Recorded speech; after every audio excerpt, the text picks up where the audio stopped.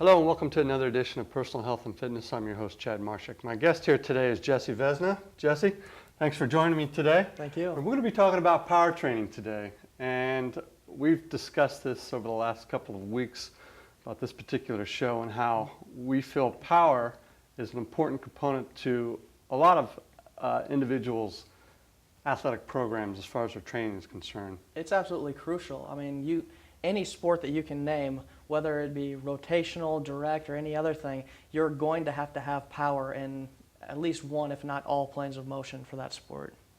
People are confused by power, I think. When I train somebody and when I'm trying to teach them the basics to power training, a lot of people get confused with, doing like exercise like deadlifts. I think it's maybe a power type.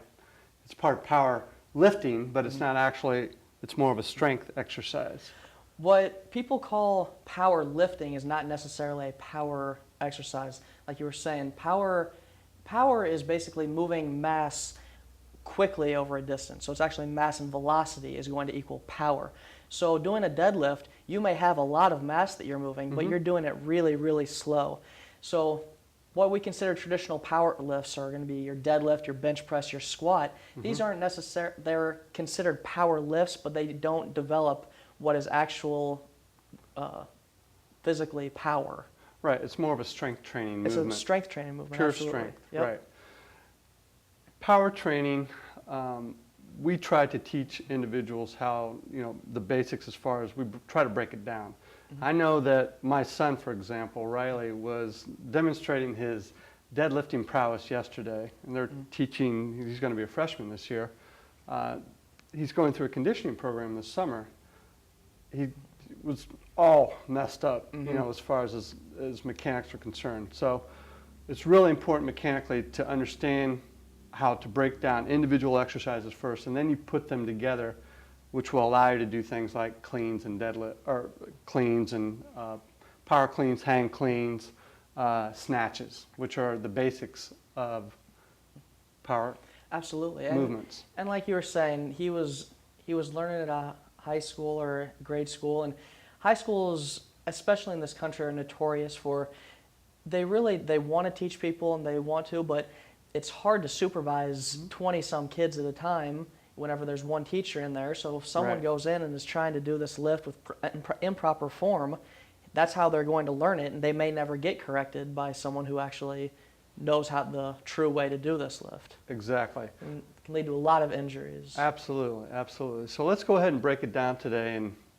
demonstrate some of these exercises. Absolutely. Okay? Yep. So we're going to start off with the deadlift first, which again, this is a great way to teach an individual how to do, train the muscles that are going to work the core, the hip musculature, the pulling muscles, which will lead up to helping them do snatches and cleans. Definitely.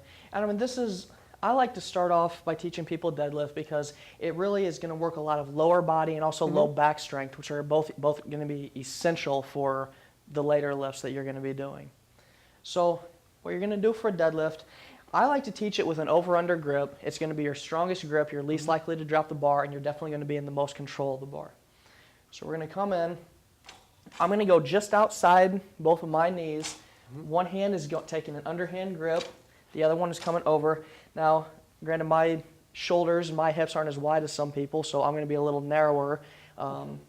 If you need to get a little wider, you can always try and get a little wider. I like to teach people when they set up is that envision dunking a basketball. Where would you position your feet if you had to stand directly underneath a rim and jump up and dunk it? There you All go. right?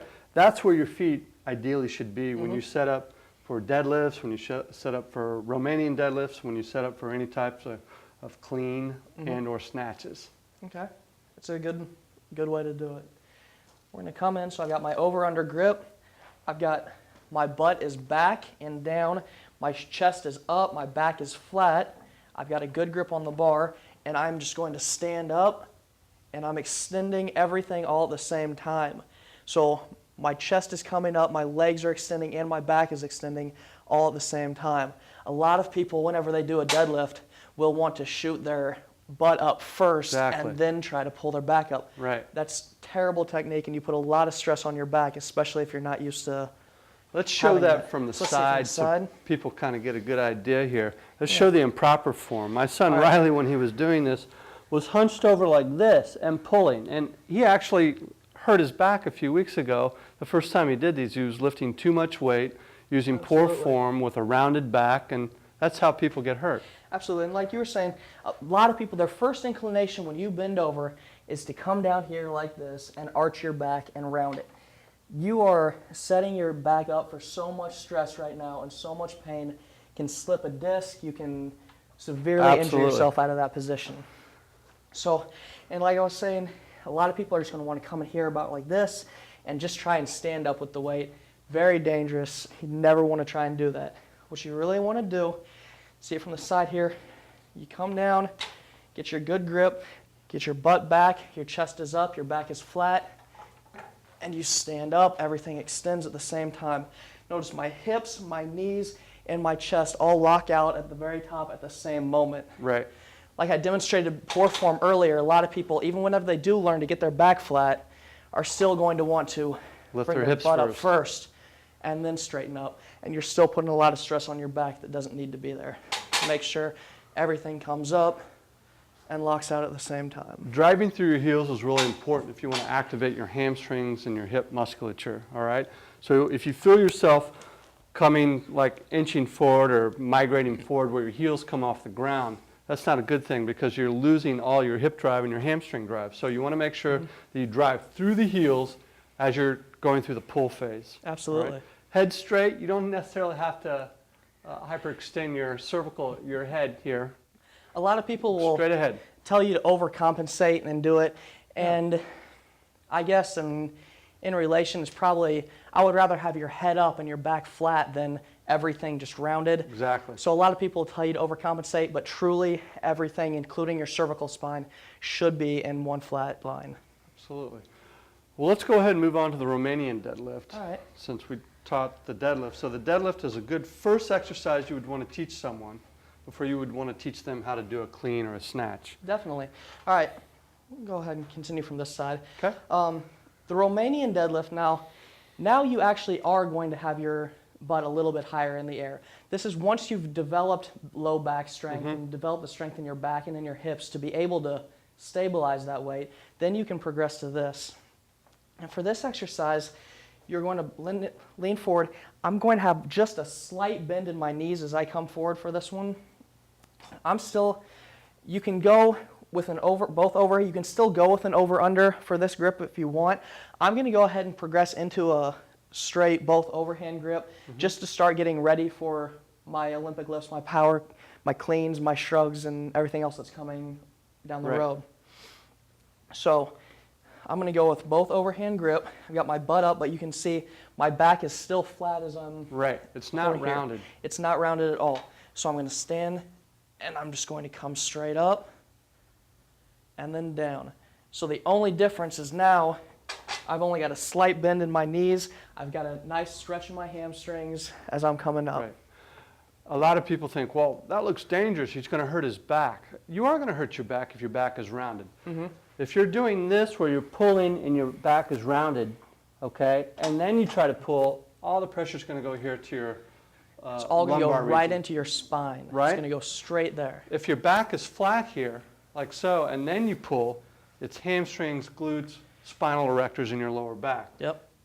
Totally different story. The disc, the vertebrae aren't going to take the pounding with a flat back in comparison to a rounded back. Oh no, if you have a flat back, it's all going into your muscles, which is where you want anyway, and it's going to be a great way to work your entire posterior chain, Not into the joint. but not into the joint. People need to understand that. If you start bending your back, that's when it starts moving into the joint, into the spine, and people start slipping discs and getting injured. Exactly, exactly.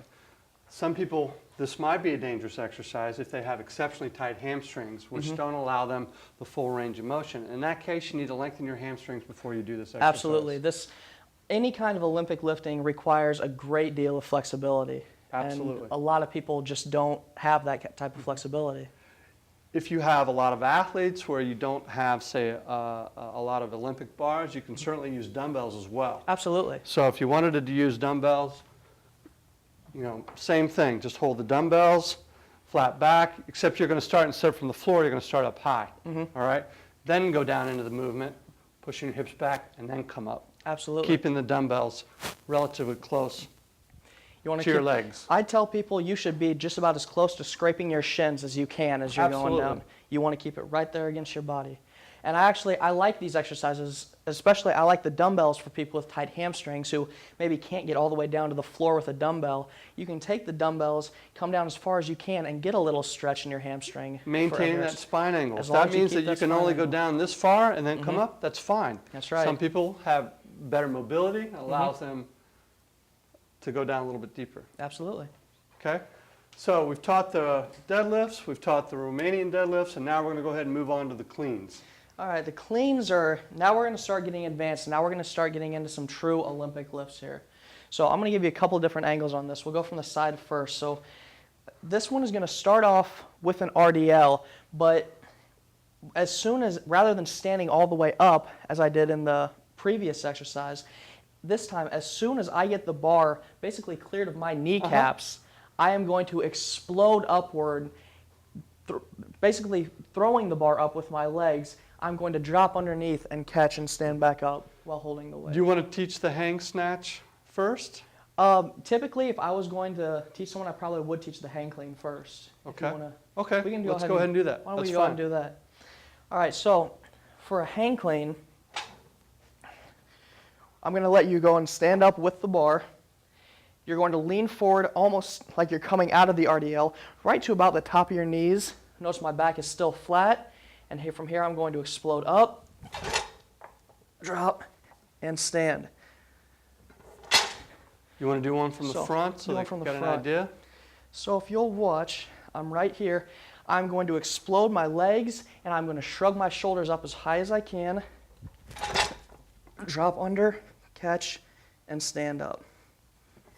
It's really important that explosive phase, the pull phase, is a violent action.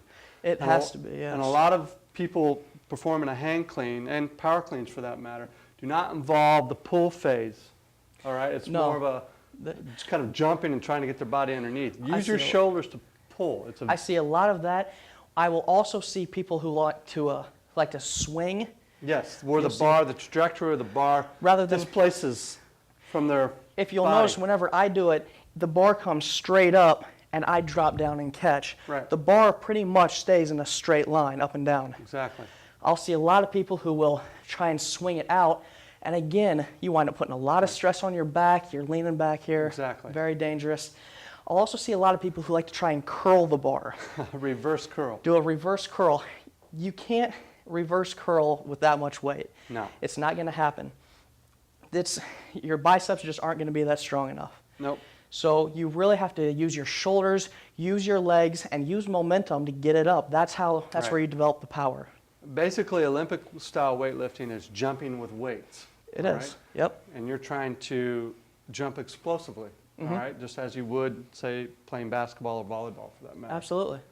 Okay, so we've taught the hang snatch. Now let's go ahead and, or the hang clean, excuse me. So we'll move on to the power clean now. Okay?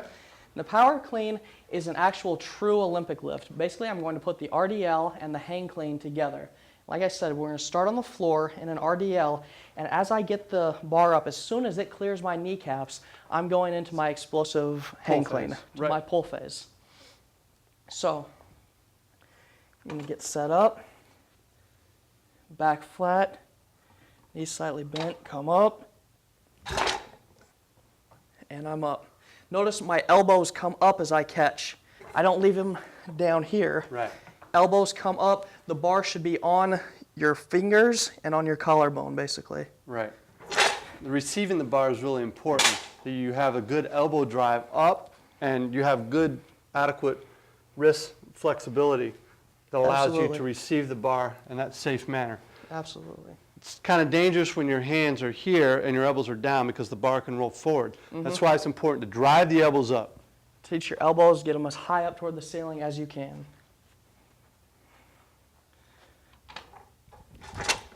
See how Jesse does a nice job at getting his body weight underneath the bar when he receives it, all right?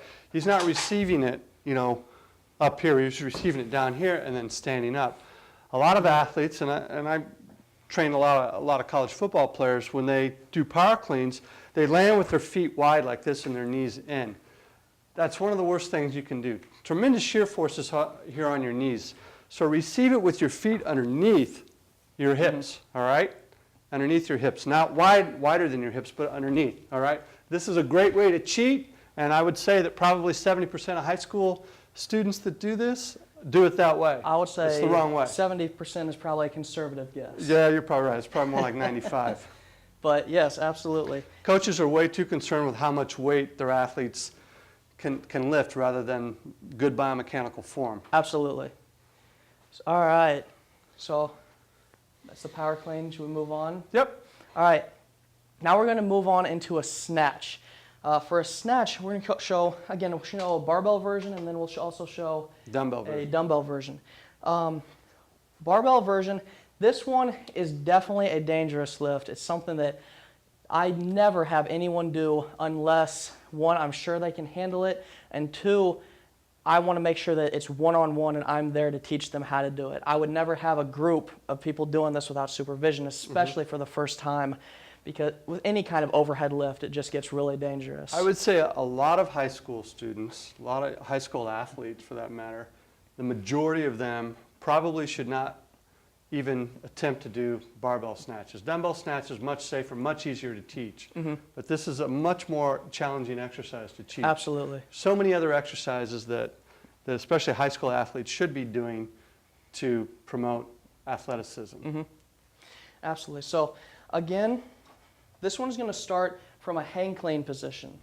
So get in, get your feet set, get your hands in a good position. You're going to stand up tall. Again, we're going to keep our back flat and come down and do an RDL right to the top of our knees. And this time I'm going to come up, explode, still going through my pull phase, shrugging up. But this time I am going to come up with enough force to bring the bar up overhead as I catch it. Right. So we're down, up, and stand. Lock out at the top. Bring it back down under control, and down. Again. And Jesse has really good flexibility in his shoulders. And that's something that should be probably tested on a lot of people before they try this. Also, Jesse's using a relatively narrow grip to do his snatches here. Some people will want to, if they don't have as good mobility, want to use a slightly wider grip. And now there's actually a formula for if you want to get really down to the nitty gritty for how wide you should actually grip a I believe bar. it's from one shoulder to the tip of your opposite finger, I believe. Right. It's supposed to be your grip. I feel a little more comfortable personally bringing my hands in a little narrower. You've got to kind of find your happy, Yeah. happy grip spot, Yeah. so to speak, all right? It's where you feel more comfortable, especially in an exercise that's dangerous like this, going overhead, where you Right. feel comfortable is going to be really important. Right, right. And a lot of other different variations. I mean, you've got different types of push presses and Oh, absolutely. Right. Jerks and everything. let's go ahead and teach the hang snatch or the regular snatch with a dumbbell, which I feel for high school athletes, this is a great exercise to teach because it's relatively safe. And it's an easier version to teach this than it is with a barbell. Absolutely. And this is one that I wouldn't suggest trying to do a power snatch. That's not even an Olympic lift. People don't come from the floor to all the way overhead. Right. Even in the Olympics, they go from here to overhead. Right. However, with a dumbbell, I will occasionally go from the floor to overhead with a snatch. Sure. Because it's a lot safer, it's a more controlled, and it's a fairly reasonable range of motion. Right. But we'll go ahead and start from a typical snatch position. Feet. Now, whenever I do a dumbbell, my feet are going to go a little bit wider. And the reason is because I'm going to bring the dumbbell down in between my legs as I go. Okay. So I'm bringing the dumbbell down here, and we're going to come up, catch, and stand. Back down, give you a side angle. Again, the trajectory of the dumbbell is really important. Down. The dumbbell is not coming out, but it's coming straight up. You see, it's a nice straight line. That's essentially the path that it travels is parallel to his torso. All right, as he brings it up over your So head. if I would want to come from all the way from the ground, start down, And straight again, up. he does a really nice job at getting his body beneath the weight. You're really trying to pull as high as you can, and then you're pushing your body beneath the weight and then standing up. Absolutely. That's important. Reps are really important when you're doing Olympic style training and or power training. Typically, I never have, especially like for cleans, snatches, have typically no more than 5 or 6 reps because it's, again, there's a speed component. It's different than doing more strength training and or hypertrophy training where your rep scheme is going to be a little bit higher. It is. If I'm actually training for development of power, I probably am going to stick right around in the 4 to 6 rep range, depending on the athlete. If, like maybe say I'm just doing it for conditioning purposes, I will go with an incredibly lightweight, and I may do a couple more. I may go as high as 10 to 12 maybe, Right. but it's going to be incredibly low weight, Right. and I'm doing it more for conditioning purposes than I am for actual training purposes at that point. Right. Because you do get a heck of a conditioning aspect out of these exercises. Absolutely. And you do have to put some thought into weight selection, determining how much weight you should use. Obviously if you're doing a true power training program, you've got to consider how much weight. So you're going to fail maybe 5 or 6 reps. If you could do that particular lift for 20 reps and it's not really a power, the power component's essentially out the window. It becomes more of a conditioning Absolutely. type. Yep. Okay, so kettlebells are another way. Those are new, kind of on the scene. I think that you're going to see that at more high schools across the country. I think so. A little bit different with a kettlebell than with a dumbbell because of the shape of the kettlebell. Absolutely. The kettlebell, basically because of the shape and because you've basically got a handle with a big ball behind it, you're going to have to change how you're pulling the weight up just a little bit. With a dumbbell and with a barbell, I come up and I flip straight back. Well, with a kettlebell, if I flip it straight back, this bell is going to come around and it's going to smack you in the back of the arm. Right. So what you're going to do is you're going to change your angle of pull with a kettlebell slightly. You're basically going to turn your thumb back as you go down. So you're starting here, and as you come up, you still go through your pull here, but after you bring it up, you're going to flip your hand around and wind up catching the kettlebell on the outside. Right. So basically the kettlebell is never coming up over your hand. It's staying down the whole time, and you're just twisting and catching. It's going to prevent bruising on the back of your arm, which is going to be a big thing. Well, let's see what you got here, Jesse. So if we come down, we're going to come up and under. Down and under. And you can see the kettlebell never comes up over my hand. Right. It stays down and just spins around as I come Right. up. So that's the difference between a kettlebell and That's awesome. the dumbbells. Another really functional way, now there's some functional, what we call functional power training exercises you can do. If you want to use a dumbbell or a kettlebell for this next exercise, we just call this a split snatch. So if you notice when a baseball player sets up, for example, a throwing athlete, it could be football, whatever, javelin, whatever. When they throw, oftentimes they end up in this position, okay? When they finish, say, throwing, all right? They're turning. But ultimately, they go through this phase where their arm is essentially overhead. This is a great way, this next exercise, again, with a dumbbell or a kettlebell, doing a split snatch, to simulate that movement and help with that. So again, you would drop the kettlebell beneath your legs, and then you would explosively come up into a snatch position or a split lunge position with the kettlebell directly over your head. Now, this is more difficult with a kettlebell because you have to balance it. When the bottom is up overhead, it's going all over the place. So a lot of the stabilizers in your shoulder joint, elbow, wrist are working a lot harder to maintain that position. So this is what it looks like from the side.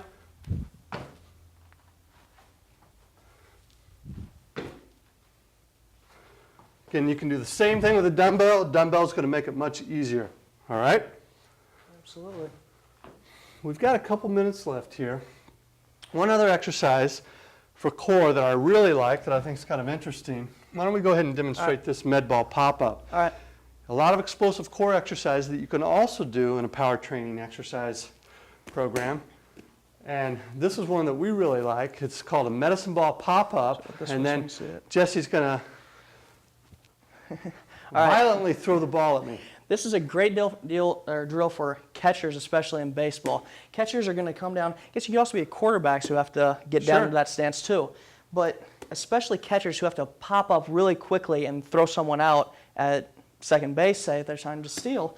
You're going to start down in this position. You're going to have to pop up and bring the ball in, and then you're going to have to be able to explosively Get rid of it. get rid of the ball and get it out there.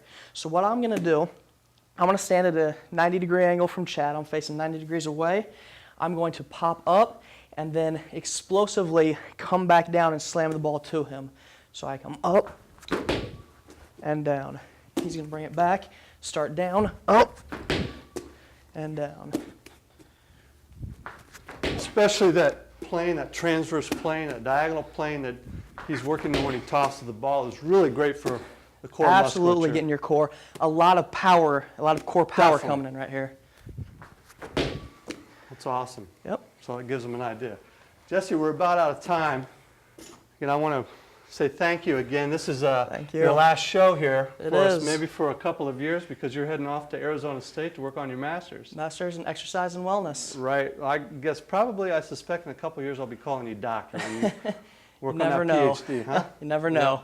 But it's been a pleasure working with you here at Body Symmetry. And, I've enjoyed it. It's been a good couple of years. well, we're going to miss you, that's for sure. Thank you. Well, if you have any questions about our program today, make sure you contact us on the web at bodysymmetry.com. You can check out, again, freefitnessvideos.com is coming up really soon. We've been working diligently on it the last year and a half, but we hope to have it to you sometime in the next several weeks. Thanks again for joining me on another edition of Personal Health and Fitness. Until next time, I'm your host, Chad Marshak. Hey, Quinn and Riley.